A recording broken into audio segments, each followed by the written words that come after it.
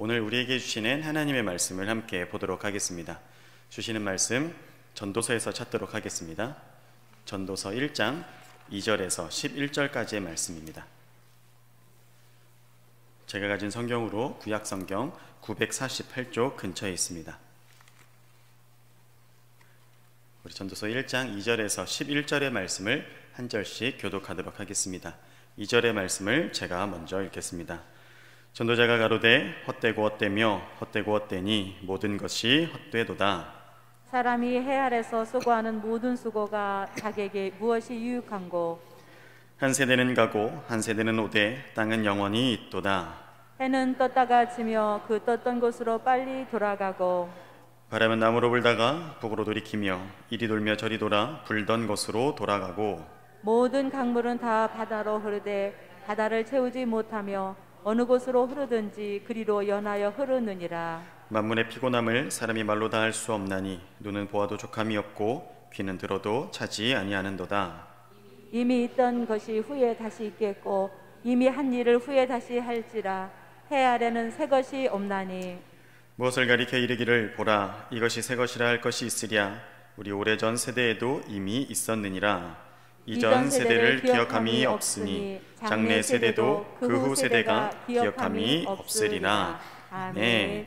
아멘. 오늘 수요일 예배 나오신 우리 사랑하는 성도님들 환영하고 축복합니다.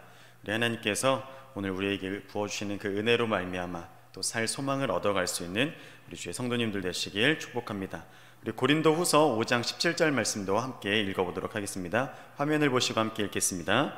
그런즉 누구든지 그리스도 안에 있으면 새로운 피조물이라. 이전 것은 지나갔으되 보라 새 것이 되었도다. 아멘. 아멘. 우리 좌우에 계신 분들하고 한번 이렇게 인사하겠습니다. 이제 1월 마지막 수요일 예배거든요. 이제 이번 달이 지나면 이렇게 인사할 수 있는 날이 없을 거예요. 새해 하나님 복 많이 받으세요 하고 우리 옆에 분들 인사해 보겠습니다. 새해 하나님 복 많이 받으세요. 새해 하나님께서 주시는 은혜와 복을 누리시는 우리 사랑하는 성도님들 되시길 다시 한번 축복합니다. 오늘 주님 앞에 드리는 이 시간과 우리의 삶이 주님의 것임을 고백하는 예배 되길 소망합니다. 또 하나님의 주권을 인정하는 백성들에게 하늘의 영원한 복으로 채워주시기를 또한 주님의 이름으로 간절히 축복합니다. 아멘. 우리 앞서서 인사했듯이 새해에 하나님 복 받으세요, 하나님 복 많이 받으세요 이렇게 인사했는데 새해가 밝으면 우리 의뢰하는 인사들이 있잖아요. 새해 복 많이 받으세요, 새해 건강하세요 이런 인사들을 많이 하죠. 우리가 살면서 참 많은 새해를 맞이하지 않았습니까? 우리가 살아온 만큼 새해를 맞이하죠. 40인생 사신 분들은 40번의 새해를 맞이하셨을 테고 80인생 맞이하신 분들은 80번의 새해를 맞이하시지 않았겠습니까? 우리가 이번 2022년 새해를 맞이한 지도 벌써 이렇게 한 달이 가까운 시간이 흘렀어요. 시간이 어떻게 이렇게 흐르는지 모르겠는데 시간이 정말 쏜살같이 흘러간다는 표현이 정확한 것 같습니다. 근데 여러분 이렇게 새해가 한 달 정도 이렇게 흘러갔다는 것이 피부로 체감이 되세요? 벌써 이렇게 한 달이나 흘렀나? 새해가 시작한 지 이렇게 됐나? 이런 게 여러분들 체감이 되세요? 잘 체감이 안 되시지 않아요? 저는 2022년이 언제 시작했는지 잘 모르겠어요. 새해가 왔는지도 잘 모르겠어요. 우리에게 있어서 이 코로나라고 하는 긴장감, 이런 피로감이 더 누적이 되어서 그런지 새해를 시작한 건지도 모르게 아주 건조하게 2022년을 시작한 것 같고 또 그 건조함이 계속되어서 그냥 이렇게 지내는 것 같습니다. 그냥 하루하루 이렇게 흘러간 것 같아요. 2022년은 이렇게 시작한 것 같습니다. 적어도 저에게는. 그런데 여러분들에게는 그러면 이와는 반대되는 가장 기억에 남는 새해가 혹시 있으세요? 언제 새해가 가장 기억에 남고 좀 특별했던 해로 기억이 되세요? 한번 머릿속으로 생각해 보시면 좋을 것 같아요. 저에게는 2000년이 그랬어요. 1999년에서 2000년으로 넘어가는 해가 저에게는 굉장히 새로웠어요. 고등학생 때였거든요. 근데 이제 새해가 이렇게 넘어가는 게 그냥 한 해가 이렇게 바뀌는 게 아니었어요. 그때 이제 매스컴, 방송이나 뭐 신문 이런 데서 연일 보도되었던 것이 무엇이냐면 이제 우리는 21세기로 간다 하면서 되게 요란한 이런 컴퓨터 그래픽 이런 걸 써가면서 굉장히 화려하게 홍보를 많이 했던 것 같아요. 그래서 광고나 이런 매스컴들을 보면 마치 어마어마한 일들이 일어날 것처럼 연일 보도했어요. 이제 21세기에는 이런 세계가 도래할 것이고 21세기에는 이런 일들이 일어날 것이고 많은 광고들이 우리에게 이렇게 전달이 되었었습니다. 근데 저희에게 가장 이상했던 소문이 하나 있었는데 고등학생 때라서 그런 소문들이 더 왕성했던 것 같아요. 이제 1999라는 숫자에서 2000년으로 이렇게 넘어가면 컴퓨터가 이걸 인식을 못한다. 그래서 Y2K라고 하는 바이러스가 모든 컴퓨터를 장악할 거다. 그래서 이제 핵을 보유하고 있는 국가들은 컴퓨터가 이걸 제어하지 못하기 때문에 2000년대에는 핵전쟁이 일어날 거다. 이런 이야기들이 있었어요. 들어보셨어요? 안 들어보셨어요? 고등학생 때라 그랬는지 이상한 소문들이 더 많았던 것 같아요. 그래서 그런 이상한 소문들을 들으면서 이제 2000년 오기를 아주 고대하면서 기다렸죠. 그리고 이제 카운트다운이 시작되고 제야의 종소리가 이렇게 울리면서 2000년이 바로 이렇게 넘어갔습니다. 근데 여러분 어떻게 됐죠? 2000년 넘어가니까 어떻게 됐죠? 뭐 변한 거 있었어요? 아무것도 없었어요. 바이러스도 하나도 없었고요. 뭔가 우리가 생각했던 방송에서 떠들었던 것처럼 매스컴에서 연일 보도했던 것처럼 번쩍하면서 무슨 미래 사회로 옮겨지는 것 같은 그런 분위기는 하나도 없었어요. 그냥 오늘의 모습 그대로 있었고 또 어제의 모습 그대로 있었고 1999년이나 2000년이나 다를 것 없는 새해를 우리는 맞이했습니다. 똑같은 해가 뜨고 똑같은 일상의 반복이 우리에게 이렇게 또 시작된 거죠. 여러분 올해도 그렇지 않습니까? 올해도 우리에게 똑같은 한 해가 시작되지 않았습니까? 오늘은 또 어떻습니까? 어제와 다름없는 오늘이 우리에게 또 이렇게 주어지지 않았습니까? 새해가 밝아서 새해 복 많이 받으라는 인사를 나누었지만 우리 삶에 그렇게 크게 달라진 것은 없는 것 같습니다. 명소에 가서 새해 일출을 보고 제 종소리 들으면서 소원을 빌어보아도 우리 삶에 크게 그렇게 달라지는 것들이 없다는 거죠. 지난해에 우리에게 있었던 육신의 문제들은 여전히 있고 또 경제적 문제, 삶의 여러 가지 문제들, 또 코로나의 문제들 아직까지도 우리에게 그대로 지속되고 있지 않습니까? 해가 지났다고 해서 이런 것들이 허물벗듯이 사라지는 것이 결코 아니라는 거죠. 어제에 있었던 일들이 오늘날도 우리에게 동일하게 이렇게 주어진다는 겁니다. 여전히 그런 문제들과 함께 하면서 우리가 이렇게 2022년 한 해를 시작하게 됐습니다. 우리는 한 해를 시작하면서 이런저런 많은 계획들을 세우기 마련이에요. 한 해 한 해 어찌됐든 애를 쓰면서 우리 인생에 조금이라도 의미를 부여하고 싶어 하죠. 그러면서 기념일을 챙기기도 하고 새해에는 또 어떤 다짐을 해볼까, 어떤 계획을 세볼까, 이런 많은 일들이 있을 것입니다. 우리가 여러 가지 기념일들을 챙기는 이유도 이와 같은 것 같아요. 대표적으로 결혼기념일을 챙기거나 생일을 챙기거나 하는 이런 일들을 보면 우리의 삶이 변함없이 그냥 똑같은 지루함의 연속 가운데 있다, 이것을 반증하기도 하는 것입니다. 의미 없음 가운데 흘러가고 있기 때문에 특별한 무언가를 만들어서 어떤 것에 의미를 부여해서 지루하고 의미 없는 인생 가운데 어떠한 이벤트를 의미 있음을 계속 부여하고자 하는 것이죠. 그러면서 우리의 삶이 계속 가치 있다라는 것, 가치 있는 삶이라는 것을 우리가 이렇게 노력함으로 살아가고 있다는 겁니다. 여러분, 그러나 우리가 많은 의미를 부여하고 우리 삶 가운데 그런 기념일들을 많이 챙긴다고 해서 우리의 삶이 특별해지던가요? 그렇지 않죠. 너무나 야속하겠지만 언제나 우리의 삶이 일상으로 있던 자리 그대로 이렇게 돌아오게 돼 있기 마련입니다. 여러분, 예수님의 모습도 그와 같았어요. 베드로하고 요한하고 야고보를 따로 데리시고 어느 날 산에 오르세요. 우리가 잘 알고 있는 변화산이라고 하는 곳에 이렇게 오르시죠. 근데 그 산에 올라가서 놀라운 일이 생겼어요. 예수님이 모세와 엘리야와 함께 장래에 일어날 일들에 대해서 이렇게 대화하고 계신 거예요. 근데 이것을 본 제자들의 입장이 어땠습니까? 예수님께서 우리가 그렇게 존경에 맞지 않았던 모세, 엘리야와 대화하는 모습을 보고 저분은 보통 분이 아니구나, 이걸 깨닫게 되는 순간이었던 것이죠. 여러분 한번 생각해 보세요. 오늘 이렇게 교회에 오셨는데 제가 여기서 모세랑 엘리야랑 대화하고 있어요. 여러분도 어떻겠어요? 깜짝 놀라지 않겠어요? 놀라기만 하겠어요? 제가 대단해 보이겠죠. 그렇지 않겠습니까? 제자들도 똑같았어요. 이와 똑같은 모습으로 그냥 예수님 선생인 줄 알고 이렇게 따라다녔는데 변화산 가서 모세와 엘리야와 대화하는 모습을 보고 어때요? 이분 보통 분이 아니구나, 이분 정말 대단한 분이구나 하는 것을 제자들이 깨달을 수 있는 사건이었습니다. 진짜 너무 황홀하고 큰 은혜를 받으니 이들의 반응이 어떻습니까? 주님께 이렇게 말씀드리는 거예요. 주님, 우리가 여기다 초막셋을 지었으면 좋겠습니다. 그리고 우리가 여기서 살았으면 좋겠어요. 은혜 충만하고 성령 충만하고 너무 좋으니 우리 산 아래 내려가지 말고 여기서 삽시다 하고 주님한테 이렇게 이야기를 해요. 근데 주님 그 이야기를 다 들으시고 아무 말씀도 안 하시고 대화가 마치자마자 다시 이렇게 산 밑으로 내려가세요.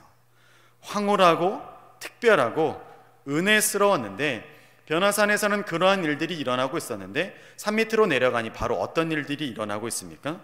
귀신 들린 아이 하나가 여기저기 뒹굴고 다니면서 소리 지르고 있어요. 근데 사람들은 그것을 고치지 못해 어쩔 줄 모르고 이렇게 있죠. 그리고 수많은 병자들이 예수님 다시 내려오시기를 기다리고 있습니다. 여러분, 예수님도 변화산에서 그런 황홀한 지경을 목격하시고 그 안에 왜 머물지 않고 싶으셨겠어요? 인간의 본성을 가지고 오신 분이시기 때문에 좋은 게 좋은 것이라는 것 왜 모르셨겠어요? 그러나 주님이 부름받은 이 땅에 오신 목적은 그것이 아니었기 때문에 다시금 산 밑으로 이렇게 내려가시죠. 여러분, 우리의 삶은 그렇게 특별한 것, 부여하는 것 좋아하지 않습니까? 변화산에서 주님 만나는 것 같은 특별한 은혜가 우리 가운데도 있었으면 좋겠어요. 그러나 삶은 여전히 우리를 늘 제자리로 이렇게 이끌어가죠. 주님께서 산 밑으로 다시 내려오신 것처럼 언제나 산 밑에서 내 삶의 모습 그대로를 이렇게 지켜 행하여야 한다는 것입니다. 여러 가지 문제들, 여러 가지 어려움들, 눈물과 한숨이 있는 내 삶의 그 자리로 그대로 계속 이렇게 우리가 내려와야 한다는 거죠. 여러분, 성경에서도 우리 인생을 이렇게 표현하지 않습니까? 우리의 인생이 들에 핀 풀과 같고 우리의 아름다움은 잠시 피었다 지는 꽃과 같다라고 이렇게 말씀하지 않습니까? 결론이 무엇입니까? 허무하다라는 거예요. 우리 인생이 결국 이렇다라는 거예요. 얼마나 허무의 끝자락을 우리가 마주한다라는 겁니까? 오늘 우리가 함께 나눈 전도서도 우리 인생에 관해서 아주 냉철한 결론을 우리에게 주고 있습니다. 우리 2절과 3절의 말씀을 함께 보도록 하겠습니다. 우리 2절 3절의 말씀 함께 읽겠습니다. 전도자가 가로되 헛되고 헛되며 헛되고 헛되니 모든 것이 헛되도다. 사람이 해 아래서 수고하는 모든 수고가 자기에게 무엇이 유익한고. 아멘. 아멘. 여러분, 무슨 말씀입니까? 인간이 자기 삶을 위해 노력하는 모든 것이 헛되다라는 거예요. 이것이 결론이라는 거예요. 여러분, 참 죄송합니다만 올해 여러 가지 계획들 세우셨죠. 2022년도에는 무엇을 이루어야겠다, 어떠한 계획과 꿈들을 분명히 꾸셨으리라 생각이 됩니다. 그러나 오늘 말씀을 빗대어 보면 어떻습니까? 그것을 이루든 그것을 이루지 않든 모든 것은 헛되다라고 성경은 이야기하고 있는 것이죠. 그리고 4절과 7절에 보면 그것을 조금 더 자세히 풀어서 설명을 하는데 어떻게 이야기하냐면, 시간이 지나면 무언가 좀 새로워져야 할 텐데 새로운 것이 전혀 없다. 자연 만물도 이와 같다. 바람은 불었던 곳으로 다시 이렇게 돌아가기 마련이고, 강물은 흐르는 그 길을 계속해서 흘러갈 뿐이고, 또 강물이 흘러서 모이는 이 바다는 강물이 계속 흘러오기 때문에 넘치기라도 해야 할 것 같은데 그냥 그대로 그 모습 유지하고 있다. 자연 만물도 이와 같다. 이렇게 이야기하고 있는 것입니다. 자연 만물 모든 인생 세월들이 그냥 그곳 그 자리 그대로 이렇게 있다라는 것을 오늘 전도자가 이렇게 이야기하고 있는 것입니다. 그러면서 결론을 어떻게 냅니까? 한번 따라해 주시면 감사하겠습니다. 해 아래는 새 것이 없다. 새 것이 없다. 결론이 이렇습니다. 해 아래는 새 것이 없다라는 거예요. 모든 것을 둘러보고 자연을 보고 내 인생을 보아도 해 아래는 새 것이 없다. 이것이 전도자가 내리는 결론입니다. 여러분, 솔로몬이 전도서 곳곳에서 고백하죠. 세상 재밌는 건 다 해봤다. 즐겁다는 거 다 누려봤다. 남들보다 더 가져보고 남들보다 더 높이 올라가서 나 할 수 있는 거 다 해봤다. 모든 것을 끝까지 누려봤다. 솔로몬이 고백하지 않습니까? 여러분, 권세는 잃기 마련이고 돈도 없어지기 마련인데 솔로몬은 그 많던 재산 잃어본 적도 없어요. 죽을 때까지 권력의 꼭지점이 계속 있었어요. 그러한 솔로몬이 이렇게 이야기하는 것입니다. 하나도 잃어보지도 않았고 모든 것을 다 가져보았는데 결론은 헛되고 헛되다라는 거예요. 심지어는 8절에 이렇게 이야기합니다. 우리 8절의 말씀을 함께 보도록 하겠습니다. 만물의 피곤함을 사람이 말로 다 할 수 없나니 눈은 보아도 족함이 없고 귀는 들어도 차지 아니하는도다. 아멘. 여러분, 족함이 없다는 거예요. 귀에도 차지 않는다라는 거죠. 새로운 것 좋아 보이지만 금방 질린다는 거죠. 금방 만족도 떨어진다는 겁니다. 우리 성도님들 뭐 하시면 기분 좋으세요? 뭐 하실 때 기분 좋으세요? 머리 하시면 기분 좋지 않으세요? 얼마나 가요? 일주일도 잘 안 가죠? 이게 이상한가? 여기가 잘 된 건가? 이런 생각 드실 때 있잖아요. 무슨 좋은 전자제품 사면 또 기분이 잠깐 좋죠. 이거 핸드폰만 하나 바꿔도 우리 기분 좋잖아요. 그러면서 핸드폰 보면서 이거 나 몇 년 써야지? 나 이제 핸드폰 안 바꿔. 그게 되던가요? 2년도 못 쓰실 때 많죠. 자동차도 그렇죠. 나 이거 평생 탈 거야. 그게 되던가요? 그렇지 않죠. 금방 질려요. 금방 흥미 떨어지게 되어 있습니다. 여러분 사람도 그렇지 않습니까? 다들 결혼하셨을 텐데, 결혼하시고 행복하게 사셨을 텐데, 이 사람이랑 살면 영원히 행복할 것 같아서 결혼들 하시잖아요. 그쵸? 지금도 행복하시죠? 제 뒤에 제 아내가 있어서 저도 영원히 행복한 것으로 하겠습니다. 그럼 영원히 행복할 것 같아서 사람하고도 이렇게 결혼해서 살죠.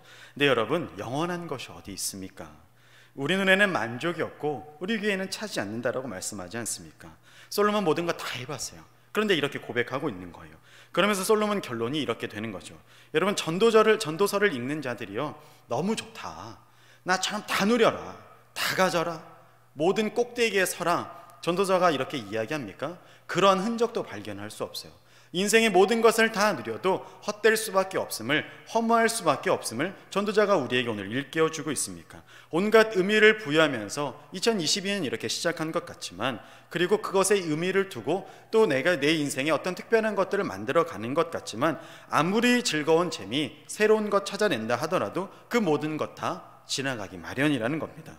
그렇다면 여러분, 우리 인생이 이렇게 그냥 허무로 끝나고 아무리 좋은 것, 재밌는 것 찾는다 할지라도 그냥 이렇게 허무하게 끝내져 버려야 하는, 그런 그냥 왔던 대로 흙으로 돌아가야만 하는, 그것 기다리는 염세적인 인생으로 우리가 살아가야 할까요? 성경이 우리에게 내리는 결론이 과연 그렇게 될까요?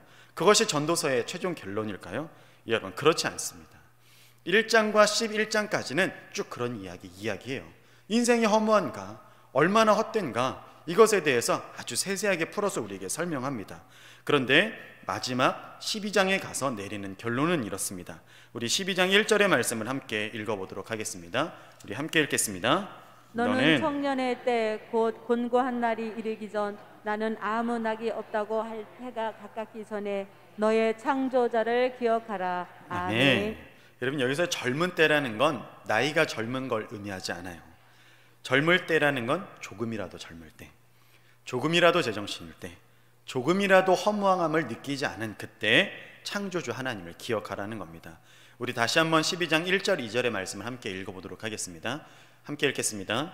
너는 청년의 때 곧 곤고한 날이 이르기 전, 나는 아무 낙이 없다고 할 해가 가깝기 전에 너의 창조자를 기억하라. 해와 빛과 달과 별들이 어둡기 전에, 비 뒤에 구름이 다시 일어나기 전에 그리하라. 아멘. 조금이라도 젊을 때, 조금이라도 더 돌이킬 수 있을 때에 창조자 하나님을 기억하라는 말씀입니다. 왜 우리가 창조주 하나님을 기억해야 될까요? 이제 인생의 허망한 날들이 올 것이기 때문에 그렇습니다. 여러분, 이 말은 우리의 삶에 결론적으로 다가올 모든 허물을 극복하고 삶의 가치를 부여할 수 있는 유일한 것은 창조주 하나님을 기억하는 것, 이것밖에 없다고 전도사가 이야기하고 있는 것입니다. 여러분, 왜 굳이 하나님을 창조자라고 기억했을까요? 왜 이렇게 표현했을까요? 하나님을 우리가 뒷받침할 수 있는 수식어가 얼마나 많이 있습니까? 능력이 크신 분, 영원하신 분, 얼마든지 많은 것을 갖다 붙일 수 있지만 전도자가 이야기하는 것은 창조자 하나님 기억하라는 거예요. 여기서 분명한 구분점이 우리에게 주어지는 것이죠. 우리는 피조물이라는 거예요. 하나님은 우리의 창조주가 되시고 우리는 피조물이라는 것, 여러분, 이것을 우리가 기억해야 할 줄로 믿습니다. 여러분, 우리 삶에 있어서 가장 큰 죄의 근본을 살펴보면 무엇이라고 생각하세요? 우리가 죄 짓는 가장 큰 죄의 근본, 이것이 무엇일까요? 무엇을 해하고 무엇을 훔치고 이런 것이 죄의 근본이 될 수 있을까요? 아니에요. 죄의 근본은 내가 내 삶의 주인이 되는 것, 이것이 죄의 근본인 것이에요. 내가 내 삶의 주인이 되어서 행세하는 그 모든 것이 죄의 근원이 되는 것이에요. 피조물이 창조주 행세를 하면서 살아가는 것이죠. 그렇기 때문에 우리의 삶에 이런 모든 죄가 일어나는 시작이 여기에 있다라고 해도 과언이 아닐 것입니다. 여러분, 피조물이 창조주 행세를 하면 파멸밖에 남을 수가 없어요. 그러나 우리를 만드시고 주관하신 하나님을 우리가 알고 그분을 내 삶의 주인으로 모시면 그때부터 우리의 삶이 영원에 잇대어져서 살게 되는 것입니다. 여러분, 가끔 TV 보시면 모방 가수들 나오는 거 혹시 보신 적 있으세요? 이제 이게 개인기 수준의 모창을 넘어서서 그것을 업으로 삼아서 생계를 이어가시는 분들이 있어요. 우리 성도님들 아실 만한 분들은 그 가수 나훈아 씨 따라 하시는 너훈아 씨, 조용필 씨 따라 하시는 주용필 씨, 이런 분들 있으시잖아요. 근데 이런 분들이 그냥 이렇게 목소리 이렇게 노래만 따라하려고 하는 게 아니라 삶의 족적도 그분들을 따라가려고 해요. 외모까지도 그런 분들과 동일하게 이렇게 바꾸려고 부단히 애를 쓰는 것을 볼 수 있습니다. 그래서 여러분, 진짜를 따라가지만 결코 진짜가 될 수 없어요. 이런 분들이 어디 클럽 가서 공연장 가서 멋있게 이렇게 노래 부르고 내려와도 그들이 결코 진짜가 될 수는 없는 거예요.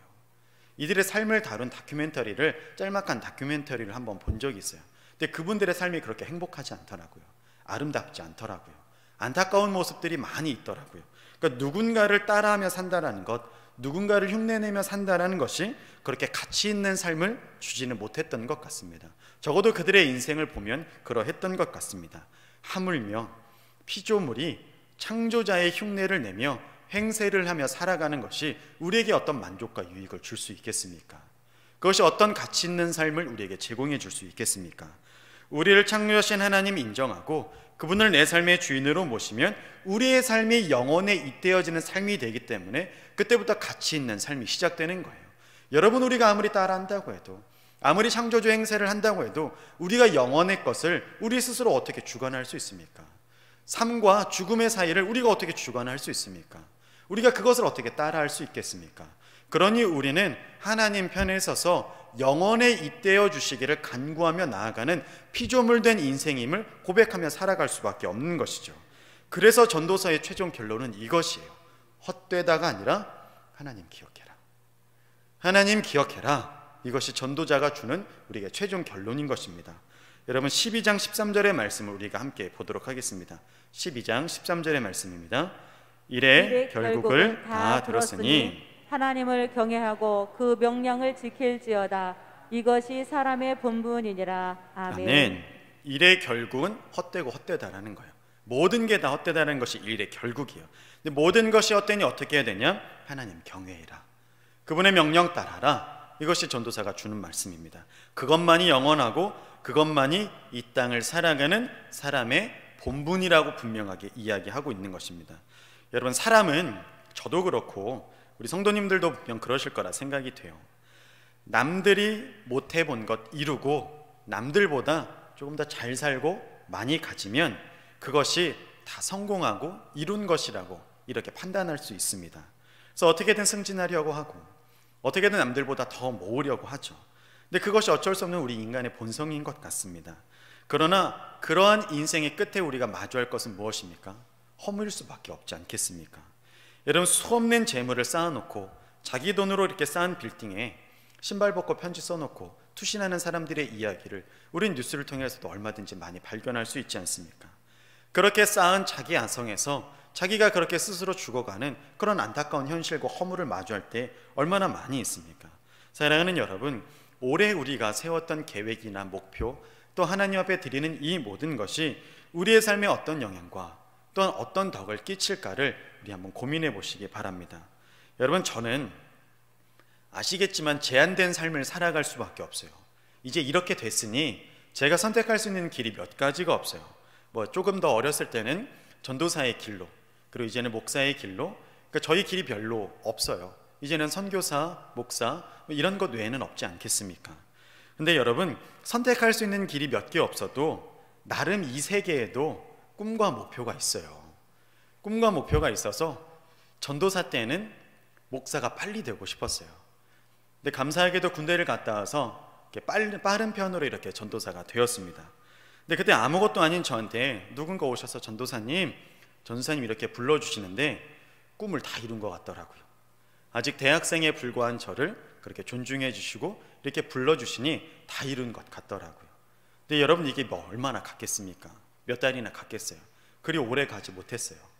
또 그것이 이제 조금 시간이 지나서 이제 목사로서 이제 안수를 받고 나니까 이제 하나님께서 주님 앞에 불같이 살게 하실 거라 생각이 됐어요. 그러나 하나님께서 불같이 살게 하진 않으시더라고요.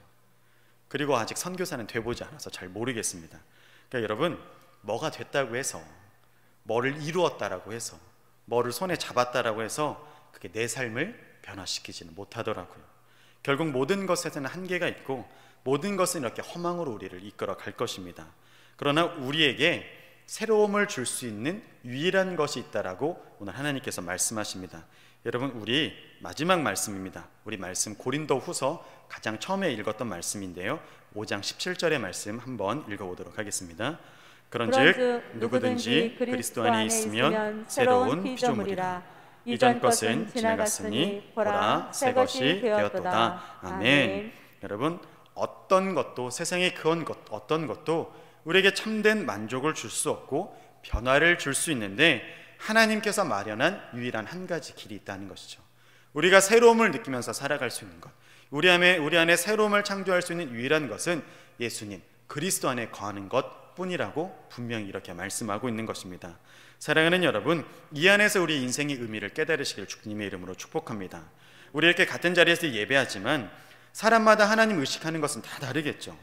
우리가 어떤 직분을 가졌든 어떤 과정을 걷든지 상관없이 이 자리에 나와 있는 것은 동일하지만 하나님 의식하는 것은 사람마다 다 다를 거예요. 여러분, 나는 하나님을 어떻게 의식하고 계십니까?